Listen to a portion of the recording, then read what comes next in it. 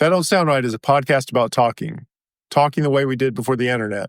When you could not prove anyone right or wrong, all the expertise was contained in the people involved in the conversation.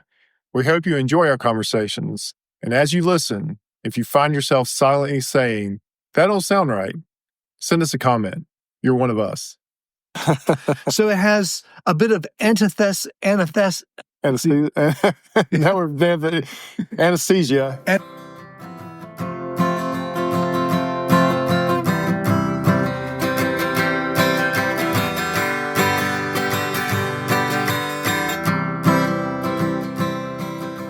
Welcome back to another episode of That Don't Sound Right, a podcast about talking. We're your co-hosts. I'm Peter Billman. I'm Cecil Davis. Hey, man, we're just trying to have a conversation without Googling or fact-checking. Those things can so easily kill the conversation. And we're recording tonight from the annex of the annex of the annex. Well, we haven't done this since COVID. Yes, and the last time we did this, if I remember right, we should go look up the episode and figure out, because we had your propane heater blaring in the background. We did not have AI filtering out that noise. That's true.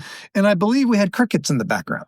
Show must go on, Peter. Hey, I think this is going to might be a shorter episode because I did not bring a jacket. We'll keep this moving. But there's one thing that really don't sound right to me is the expiration dates of pharmaceuticals. So there's an interesting thing about expiration dates that I found out. People, I think most people would say they don't believe it. Well, let me ask you this first before we get started. Do you believe in expiration dates on anything? Oh, yes, I do. I do, because just from experience. Okay. From experience, I've opened something that had expired, that was beyond the expiry, albeit it might have been a year or so. Pharmaceutical? Pharmaceutical? No. Well, what did you open that was? We had a bag of frozen rolls. Right. All right? And it was, 6 months beyond the expiration date. And I thought to myself, there's nothing in there that's growing that could cause me harm 6 months after an expiration date.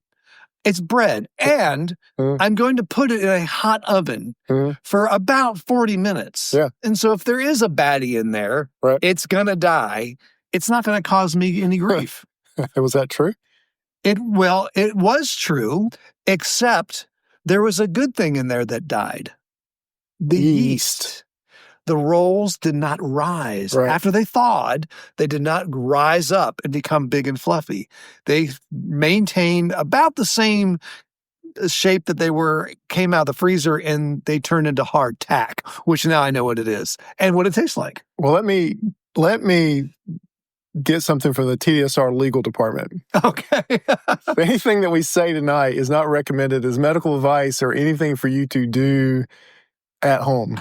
This is just us talking about expiration dates. It is not medical advice. I feel like we probably need to have a really good bulletproof waiver before you listen that to we the actually show. Read. So maybe we need to ask our lawyer to get us one. And we need to edit it into this episode. My official advice is to adhere to all expiration dates. Yes. Yeah. Okay. So your question is, what's the deal with pharmaceutical expiration dates? Yes, that's right. It don't sound right. What doesn't sound right about it? That what appears to be a stable and well-known medicine goes bad. Okay. Right. Yeah. So I think there's two ways things could go bad, right? One, they could go bad and hurt you. That's right. Or they could go bad and just not have any effect. Okay. Right? They could just lose their potency. Right. And you wouldn't want either thing to happen. If you're taking a medication for a condition, if you have an infection and you're taking an antibiotic, you want that antibiotic to be potent. You want it to work. Right. Or you don't want it to kill you. Make it worse. Right. Exactly. And actually, if it doesn't work, you are going to get worse off. Right. You could get worse off. I guess there's a chance, and maybe you can answer the question, is there a chance that compound or that molecule can morph over time from something that helps you into something that really can hurt you? Yes. Is that possible? It is possible. Okay. There are standards for expiration dates, and they do studies on this to see how long any type of pharmaceutical retains its potency. Okay. So there's certain percentages of that potency that it has to retain before it can be out of date. All right. My guess is, and probably your guess is they err on the side of it remaining potent. Mm-hmm. Potent enough. Potent enough, and put an early expiration date on it. Yeah, right. For instance, if you had a bottle of Tylenol and it said the expiration date was today, at the stroke of midnight, the potency is not going to be... Toss it, Cecil, toss it. It's not going to be significantly different than it was at 11:59. Right. So the question is, at what day does the potency level become a level that's not useful anymore? Right. When I was had a pharmacy that we were in Haiti, lots of well-meaning offices and people donated drugs that were just outside their expiration date. Okay.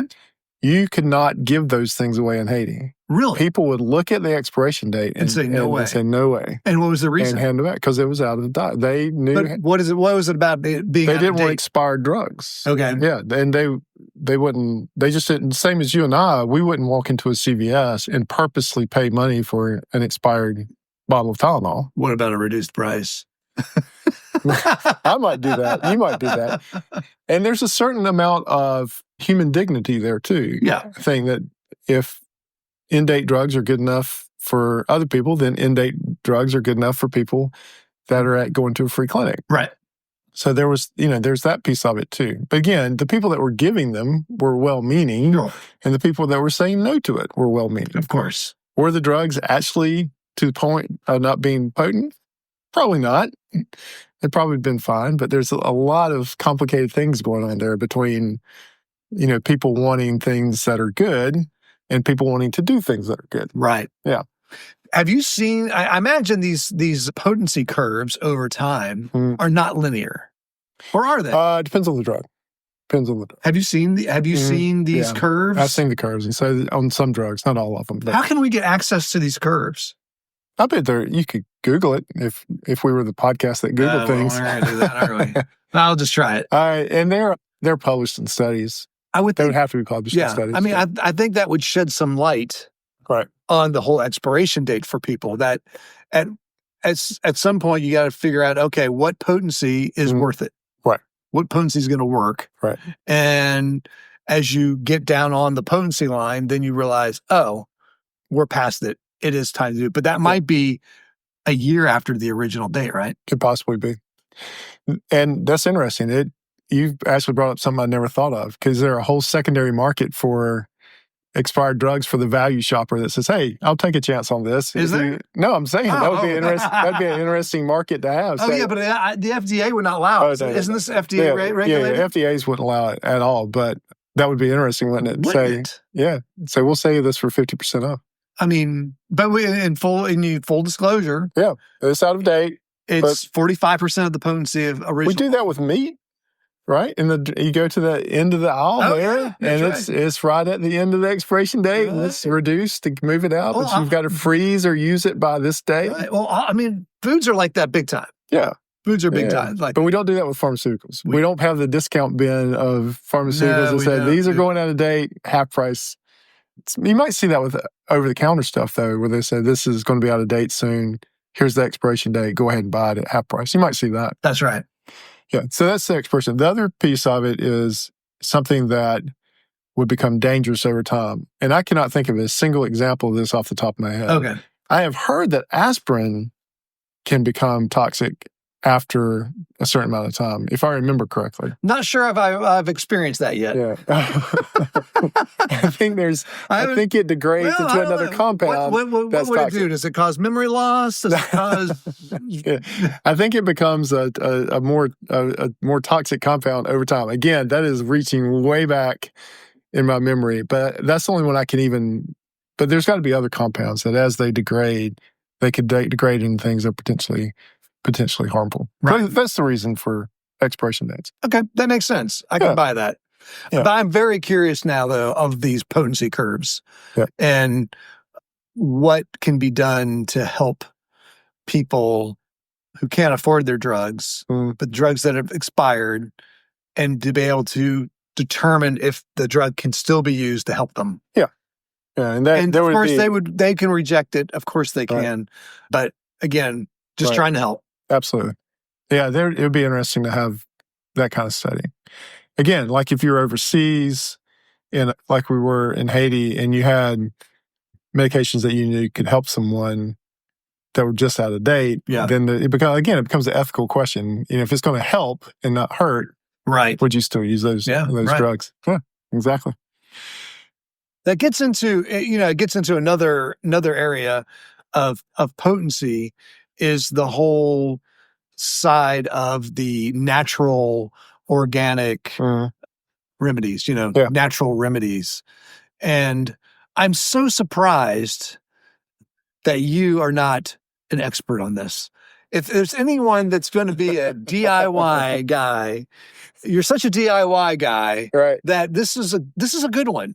This is a good one for you. I mean, you've got the background. Herbal medication. Yes, you got the background. You know what you're doing. Yeah, there's people that specialize in this. There's pharmacies that specialize in this. Here's my take on anything that's like, what do they call it? It's home remedy? Well, it's the herbal medications and kind of health food store kind of medications. Homeopathic? Homeopathic is one of them. Here's my hot take, as they would say on this. If it works for you, then it works. Yeah. If it doesn't work for you, then it doesn't work. But isn't that true with regular medication? Absolutely. I mean, I rarely take a Tylenol. It doesn't work for you? It doesn't work that well for me. I agree. Ibuprofen knocks it out of the park. Right. So that's even aspirin works better than Tylenol for me. Yeah, don't take out of date aspirin. Well, we'll have to. Why don't you grab me that potency curve? All right? I'll find you the potency curve. Let me know what happens to aspirin over time. Does it turn into arsenic or something? I mean, it is kind of the same for all medications, but definitely for like the health food kind of stuff. If it works for you, does what you want it to do, then more power to you. If it doesn't, then don't take it. When we started this podcast, we were talking about things I wanted to learn during the pandemic. And you and I got into the debate of whether or not it was legal to distill alcohol. That's how this started. Yeah. That's how this all started. Right. But one thing that came to mind is another thing I wish I had spent time in learning were these home remedies. Because in the event of societal collapse, we're going to need to. I'm going to want to know. What can help my stomach? What can help an infected cut? Yeah. What can help with just a headache? Yeah. What can help with a rash? Right. I mean, I'm not saying that we can solve some big problems with it, but there's a lot of minor things we can do that. I don't have to go to the Walgreens or the CVS to do. Right. And they're probably in my yard because I don't have a lot of grass. I have a lot of natural medicines growing in my yard. I think I got a whole pharmacy in my front I've got yard. a whole pharmacy in my yard. There's something going 100%. on there that I'm not taking advantage of. And a lot of that stuff's probably lost in some ways.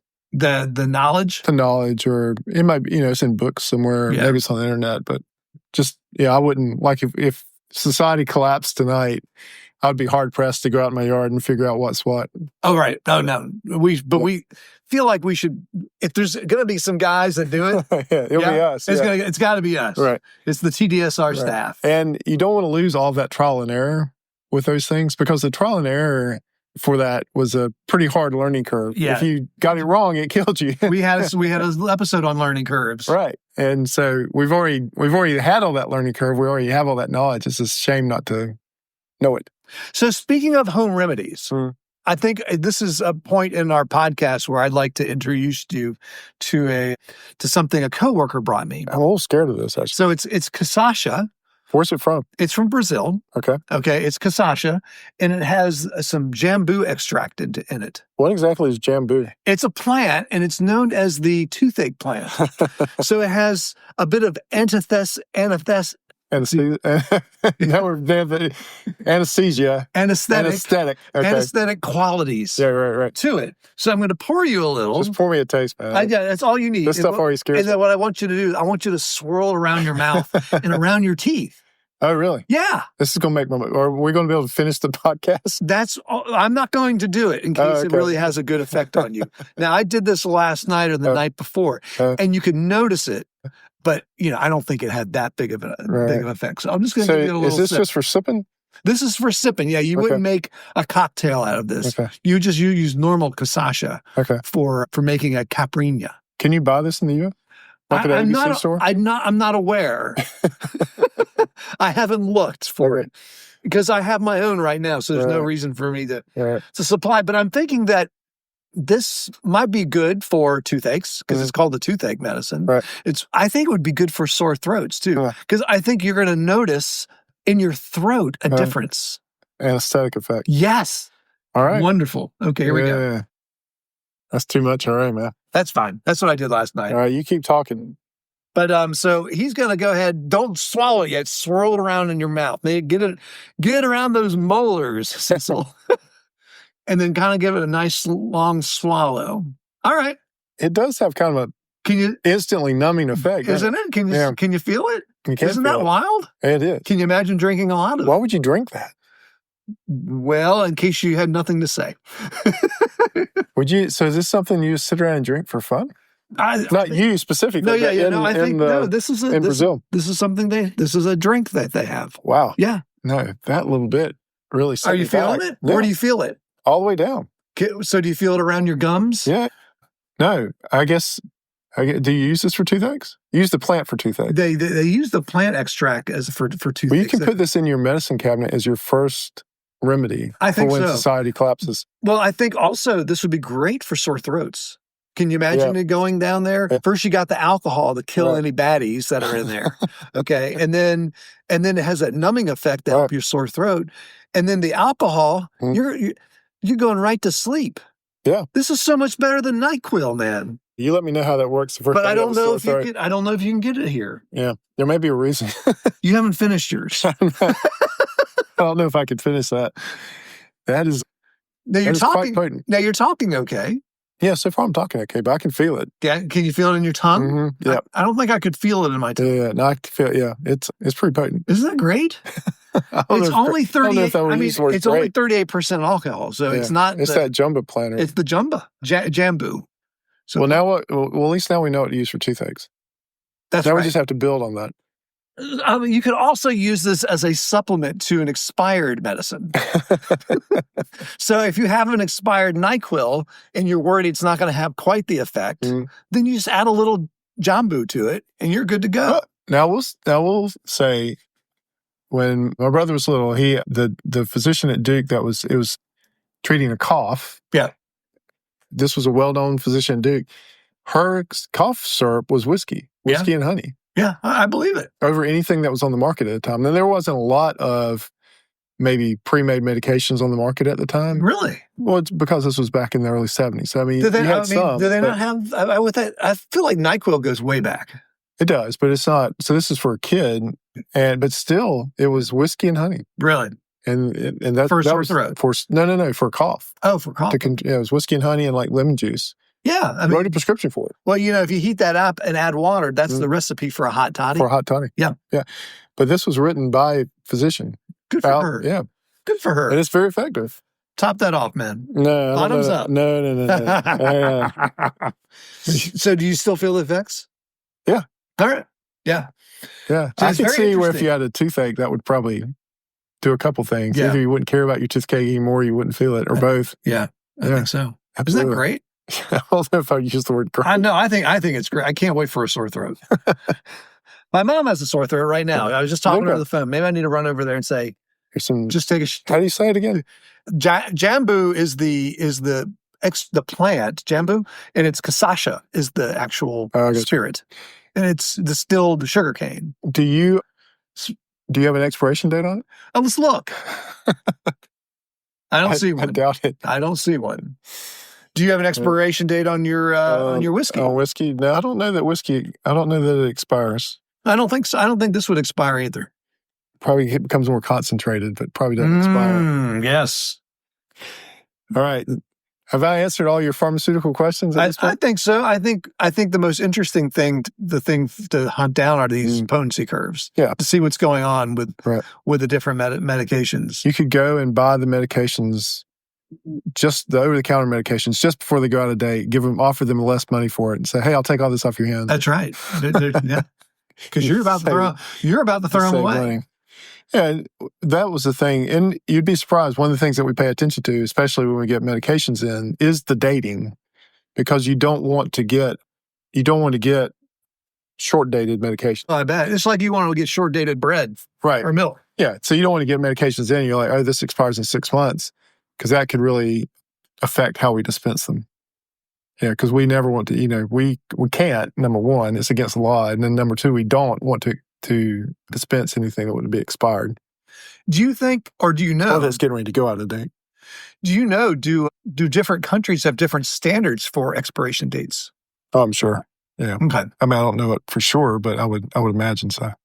Because we were wondering why the price of medicines in other countries are less. Maybe they have longer expiration dates. And this is probably another episode, but there are people who seek out food that's getting ready to be thrown out as their primary food source. Yeah. Yeah. And so they're eating food that can't be sold anymore, but they're still good. Yeah, because there's a margin of safety margin that they Peter just drank the rest of that. Oh, I'm feeling Sasha, now I'm going to have to end the episode. You might have to read my paragraph here. My tongue feels like it just wants to fall out and kind of hang from my jaw. It don't sound right. But I think we've got to end this episode, and that don't sound right. Before we close, we want to thank everyone for listening. If this is your first time and enjoyed the conversation, would you consider hitting the subscribe button on the platform you listen with? Also, if you're that long-time listener, please give us a rating and leave us a review so others can easily find us and join the conversation. All right. That's why I only took a sip, man. I'm telling you, can you imagine sipping on this for an hour? No. I don't even know how conversations keep going. That don't sound right. Maybe it's a conversation ender. Maybe it's the Google of Brazil. That Don't Sound Right is a production of TDSR Podcast in conjunction with Camel City Studios. I'm your co-host and sound engineer Cecil. Peter is your other host. He will probably not be saying anything else. And your web designer, Camille is your barista. Emily is your graphic designer. Ella does your Instagram. Georgia tests your merchandise. Brent is your international brand ambassador. My lips are falling off. And as always, listener number one is Scott. Hey, you did it. So until next week, keep talking. And stay curious.